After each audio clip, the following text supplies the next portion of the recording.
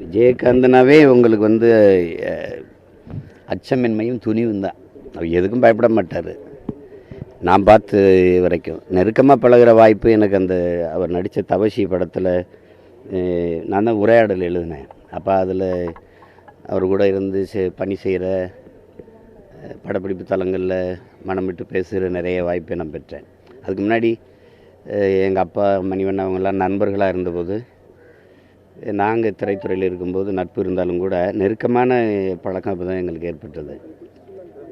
அப்படி நம்ம பார்க்கும்போது தூரமாக பார்க்கும்போது அவரை மாதிரி நடிக்கிறதுக்கு ஆட்கள் வரலாம், அவரை மாதிரி சண்டை போடக்கூட ஆட்கள் வரலாம்.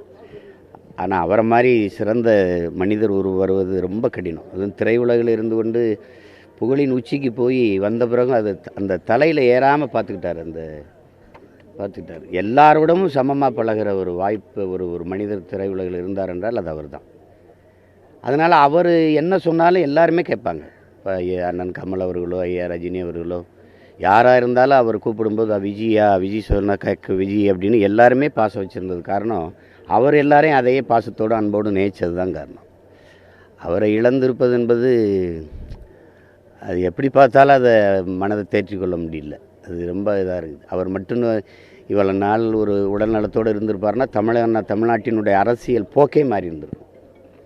மாற்றினவர் தான் வந்து ஒரு முதல் தேர்தலே 6 விழுக்காடு தொட்டு அப்போ பாராளுமன்றத்தில் 10.5 விழுக்காடு ஏறி போகிறதுங்கிறது, அதுவும் ஜெயலலிதா ஐயா கருணாநிதி போன்ற பெரிய தலைவர்கள் இருக்கும்போது அது பெரிய துணிச்சல் வேணும். அப்போ அதனால தான் சொன்னேன், அவர் துணிச்சல்காரர், பயப்பட மாட்டார். எதற்கும் கடுமையான உழைப்பாளி. வெயில், மழை, பனி, பசி, பட்டினி, உறக்கமின்மை 3 நாள் 4 நாள்லாம் தூங்காமலாம் நடிப்பார். அந்த இதெல்லாம் தமிழ் திரையுலகில் எந்த நடிகருக்கும் இருக்காது. அப்படிப்பட்ட ஒரு கலைஞன் அவர். அதையெல்லாம் தாண்டி ஆகச்சிறந்த மனிதர். நல்ல மனிதர்னு ஒரு வார்த்தையில் அடக்கி விட முடியாது. ஆகச்சிறந்த மனிதர், பெரிய பண்பாளர், எளிமையாக இருப்பார். படப்பிடிப்பில் போய் அவங்க கொடுக்குற பேண்ட் ஷர்ட்டை போடுவார் ஒழிய மற்றபடி கதர் சட்டை கதர் வேஷ்டி தான். நீங்கள் பார்த்துருப்பீங்க. ரொம்ப எளிமையாக இருப்பார். அது சாதாரணமாக சும்மா எல்லாரோட உட்காந்துக்கிட்டு சாப்பிட்றது பேசுகிறது அப்படி இயல்பான மனிதர். திரையில் பார்க்குற அந்த கம்பீரமான மனிதர் இல்லை. ஆள் தான் அப்படி கம்பீரமாக இருப்பார் ஒழிய உள்ளுக்குள்ளே ரொம்ப குழந்தையான ஒரு மனம் கொண்டவர் அவர்.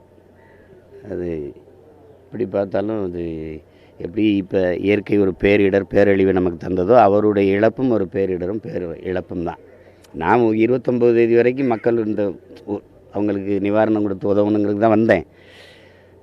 ஆனால் செய்தி எரிஞ்சோன்னா ரொம்ப மனசு இதாக இருந்துச்சு. சரி, உடனே அது எல்லாத்தையும் நிறுத்திட்டு இப்போ 4 மணிக்கு தான் அடக்கம், நம்ம ஓடிடலான்ட்டு கிளம்புறேன். புதிய தலைமுறை சேனலை யூடியூப்ல சப்ஸ்கிரைப் பண்ணுங்க. புதிய தலைமுறை சோஷியல் மீடியா ஹேண்டில்ஸ் ஃபாலோ பண்ணுங்க. புதிய தலைமுறை ஆப்பை டவுன்லோட் பண்ணுங்க. டிஜிட்டல் தளங்களில் புதிய தலைமுறை எங்கேயும் எப்போதும்.